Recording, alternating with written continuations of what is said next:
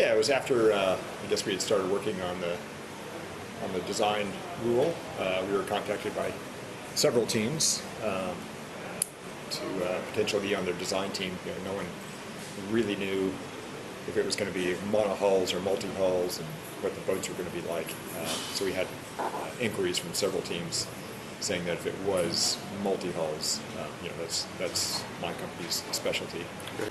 Yeah, my function is a naval architect and designer, and I was involved with the original concept of our boat. We did a lot of studies on structures, wing configurations, weights and balance, and I was involved with a lot of those initial studies to define what our boat looks like. And I think that those are some of the most important times in your design, because you sort of set the stone for the cornerstone for the rest of the campaign. It's hard to once you, especially like your structural configuration and where the placement of your dagger boards and wings and things like that, it's very difficult to change that later down the track. Right. And then after that stage, I was involved in the hull design part of it, somewhat with the foils. There was a whole group with the wing that kind of did their own thing. We had some very good aerodynamicists and structures guys that did a whole lot of iterations on wing, geometries, controls, and things like that. That did a great job of that. So, back to your original question, my day-to-day would involve, working on some of the initial concepts. Also, a lot of hull design work. Myself and 2 or 3 others were, heavily involved with that. We had a team of several of us that would come up with new shapes, and then we had analysts that would run them through the CFD program. So it was interesting because you have, I think it was a very good idea to have different people coming up with different hull shapes and concepts. So was this all on computer, or did you actually build some scale models? Yeah, we built some. We tank tested some scale models. And just to mostly calibrate our CFD program, but you can run things through the CFD so much faster than you can ever. So the tank testing was mainly used as calibration, and we used it a little bit for, say, bow shapes, things like that in waves, because it's difficult to model that dynamically. Yeah, well, it is a sort of a new class of boat, something that size and configuration with a wing sail on it. Probably the most similar boats in the past have possibly been Dennis Connor's boat from 1988, 60-foot cat with a wing sail, and the boats for the 2010 America's Cup, the Oracle Trimaran with a wing, and the Lingy 110, 115-foot cat with no wing. So they're those boats had about 4 times the riding moment to these little 72s have. But sure, yeah, it's a good question. Well, the only thing we really knew before we started on the design and started doing some testing was that the more lift, the higher the lift fraction, the more lift you could get off the dagger boards, especially downwind when you're at, say, 20 knots and above. The faster you would go, because that would be a lower drag configuration just to get the hull completely out of the water.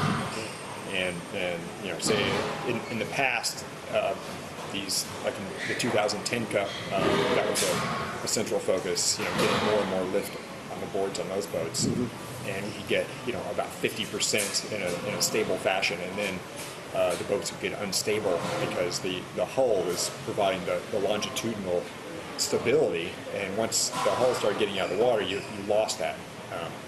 So one of the big things that helped improve that aspect was putting the elevators, the little T's on the bottom of the rudders, and that turned into more sort of an airplane configuration, where you have the main foil is sort of like your main wing, and then the elevator is the tail to help control trim.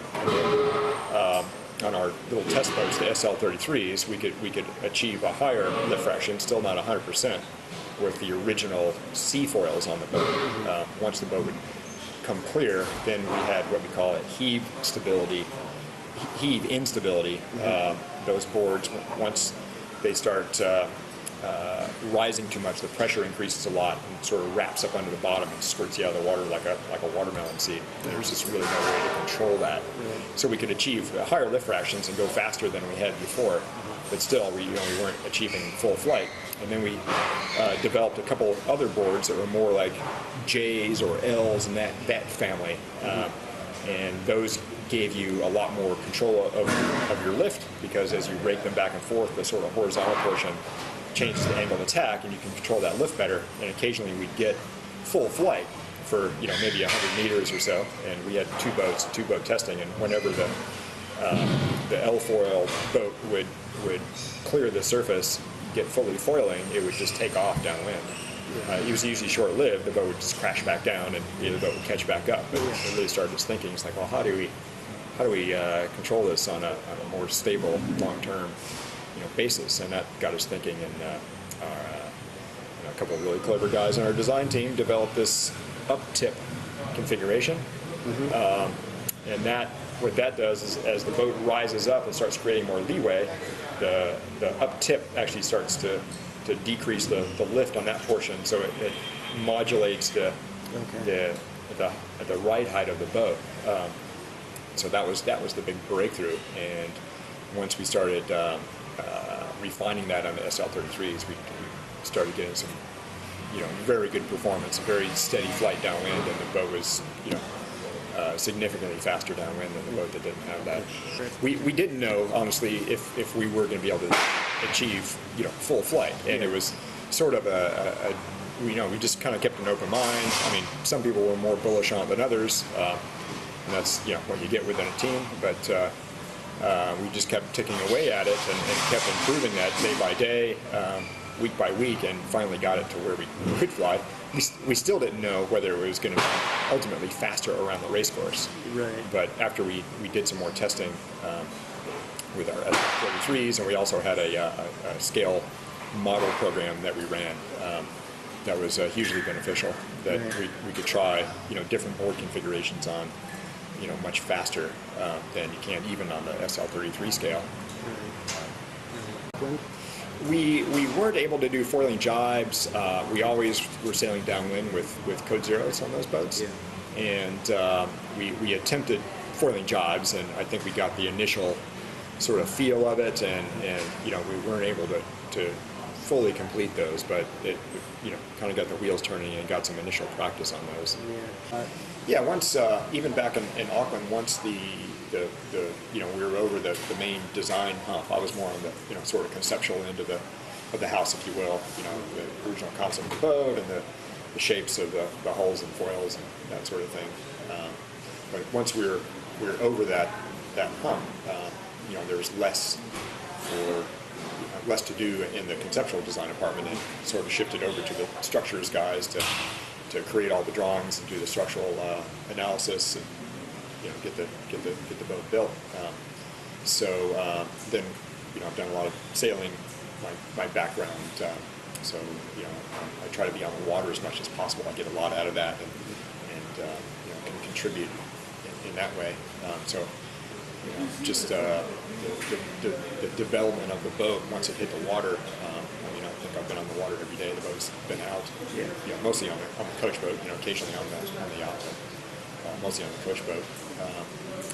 Just looking at the dynamics of the boat, reviewing the performance of the boat once we get off the water, how it compares with our predictions, and thinking about what the next modifications are to make the boat go faster. We always thought we'd be able to get 20-30% performance increase just from being able to sail the boat better, both in a straight line and in maneuvers, but also through equipment development. So it's critical that we got data and a very good understanding of how the boat was working, and what we could do with it. Okay. Yeah, absolutely. I mean, every boat out there had some good ideas that we hadn't thought of, and we anticipated that. There was no way that our design team was going to think of every good idea under the sun. But so yeah, we were out there, looking at them as much as we could. Oracle obviously came out with a very aerodynamically slick boat, and our boat was sort of another corner of the envelope, being more of a structurally stiff and efficient platform with less consideration of aerodynamics. And in the end, our two designs have sort of come together. We've improved our aerodynamic package significantly. I think we're in a similar space as them in that way, and they've improved the stiffness of their boat by quite a bit. So yes, they Luna Rossa purchased the design of our boat number one. You were allowed to share design information between teams, between designers, up until the end of 2012. Yeah. So, we launched our first boat in July of 2012, and they launched theirs in October, I believe, of 2012. So we were allowed to share design information up through that time. Yeah. And competitively, because a lot of people didn't get to see what was going out on the water between your boat one and their boat, were they pretty dead even when they were out? No, we always had a difference in performance between our boat and theirs. Initially, we attributed it to the fact that we had just been on the water for 2 or 3 months before they got their boat in the water, so you expect, some differences there. I think we all expected that the boats were going to even up after a few months of sailing, but they never did. We always seemed to carry an advantage through on all our racing testing before we got here, and after we got here. And I guess in hindsight, what was happening was that we were developing so quickly ourselves. We were still on a very steep part of the learning curve, and they were too. But it was actually hard because these boats are such development monsters. It was actually difficult for them to catch up, and that's one thing we hadn't really considered. We thought we were going to have better racing tuning with them, but it didn't. I mean, you always get something out of sailing with another boat for sure. So it was definitely beneficial to both teams. But there's nothing wrong with what they were doing. They were on a very steep learning curve and developing very quickly as well. But we always seemed to maintain a gap between us and them. It's something that's impossible to measure, really. It's worth less than 1% probably in performance, and you really can't measure that on the water. But we've gained a lot of confidence in our analytical tools, and it does show an improvement in performance. Basically, you're taking the downwash off the wing and the angle of attack you get of the twisted flow along the bottom, and you get an angled attack on those vertical fins on the back, and it actually produces some thrust. Oh, really? Some forward thrust. So one of our Nick Hutchins, our aerodynamics guru, he's in charge of windage on the boat and fairings, and he came up with that idea. So, what are they over?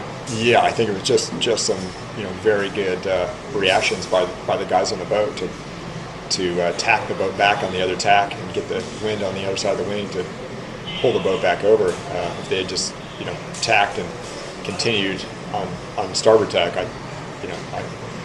it was extremely close. I think they were within a degree. If they had gone like a degree more, they probably would have rolled it over. So they pulled the jib up? Well, they tacked from port to starboard, and I think it ended up a little bit of a rushed tack. They originally thought they were going to cross, but then thought they weren't in the end, and so decided to tack. And I think a lot of the guys just didn't have time to do their job and get across the boat in time. So the hull came out pretty high, and the wing was still inverted. So if if they just kept going, they probably would have just rolled it over. But I think it was, you know, Dean was on the wheel on one side and Glenn was on the other. I think they were both, you know, pulled the wheel back the other way to tack the boat, you know, back, and got the wind on the other side of the wing, and you know, got it back down and saved it. So it was an incredible, impressive piece of seamanship by those guys. Yeah. The hulls would be fine. The foil, the dagger boards, you know, they're fairly robust. I think you'd have to hit something, you know, quite heavy down low and at speed to do any real damage to those. But you never know. The rudders are much more susceptible. They're, you know, smaller, more fragile pieces of equipment. So.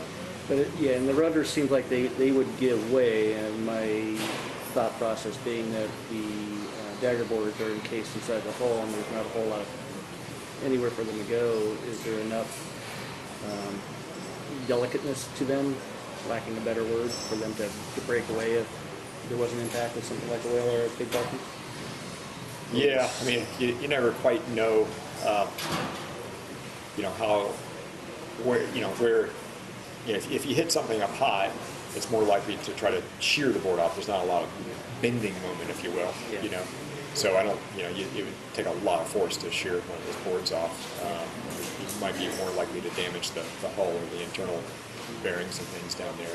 If you hit it down low, you're more likely to you know, break the thing off from just pure bending. You know, it'd probably sort of get out of column and give way that way. Yeah. So built into the hull itself, is there's a little extra strength given for that, or? Oh yeah.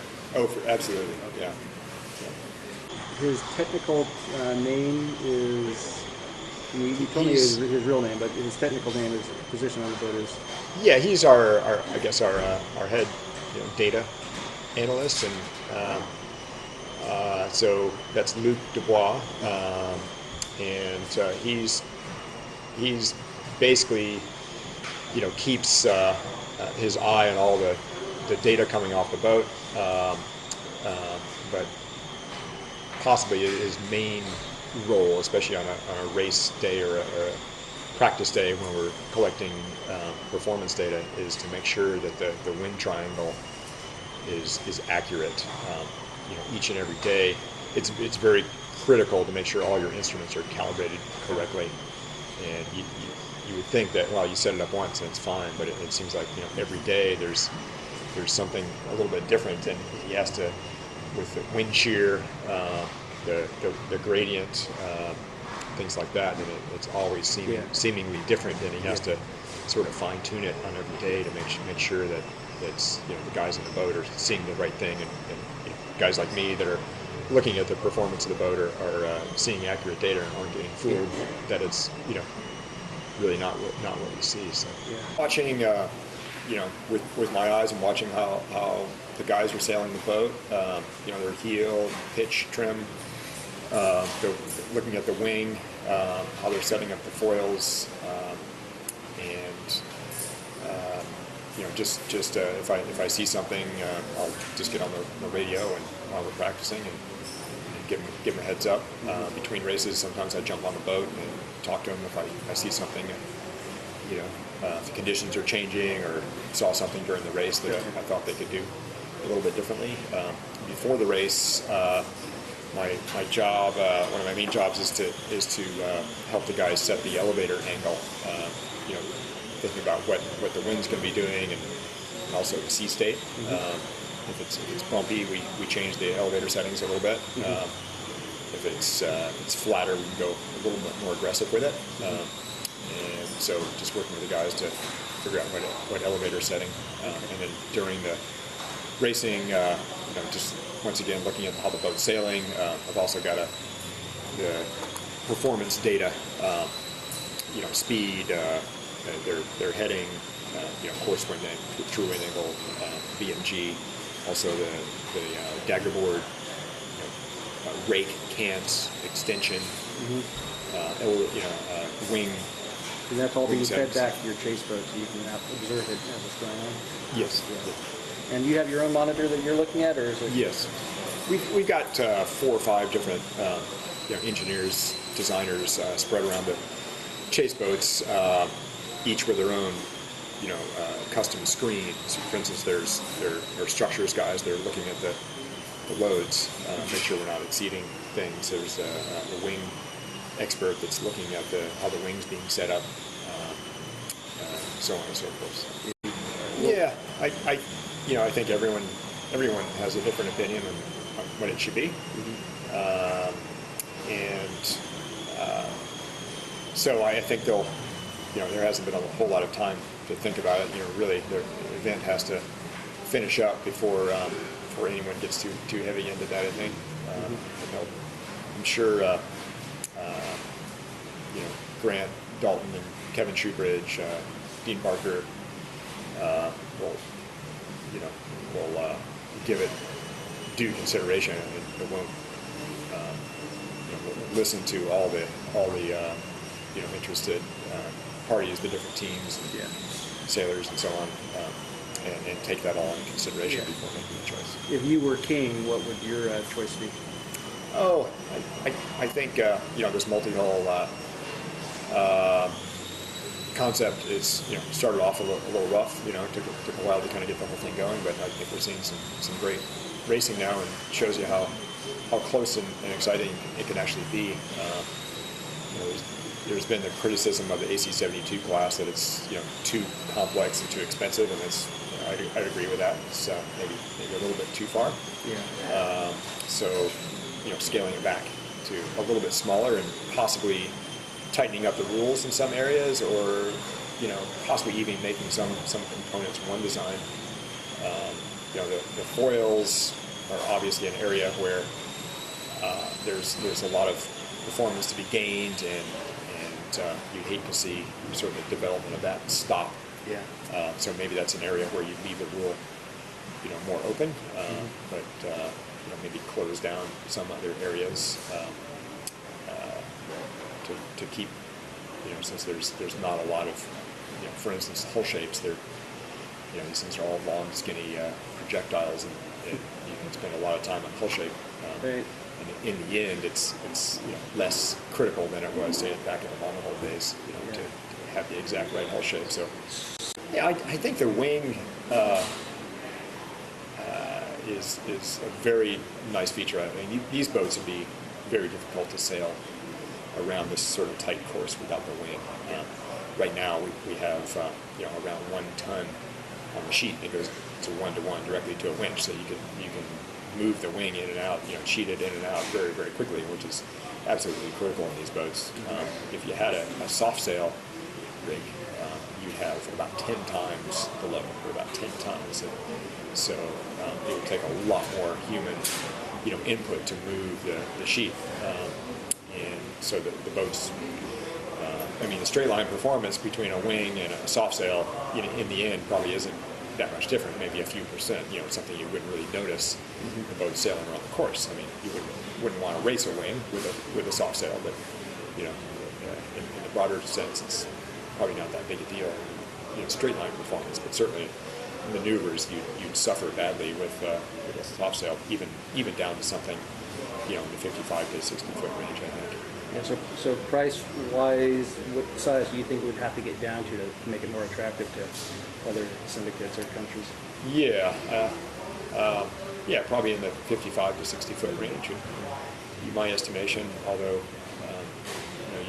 someone's really going to have to crunch some numbers on it, and see. One interesting thing is, I think, is if you look at the AC-45s, it takes 5 or 6 people to launch one of those boats. It takes 35, 40 to launch an AC-72. So they're quite similar kind of boats. So just understanding where you'd be, say with something between 50 and 60 feet.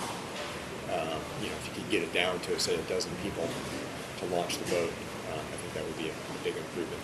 Okay. And yeah, we'll have to see. I mean, someone would have to want us first, I guess. So maybe we'll have multiple options, maybe we'll have none. It's hard to say. A lot of it, well, I'm sure it depends on what kind of boat it'll be in as well. So we've really enjoyed working with Team New Zealand this time. They're a great team, and I think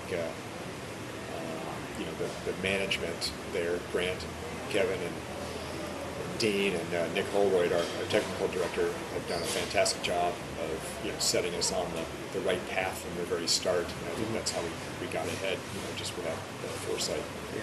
So they're a well-run, clever bunch, and so we wouldn't mind working with them.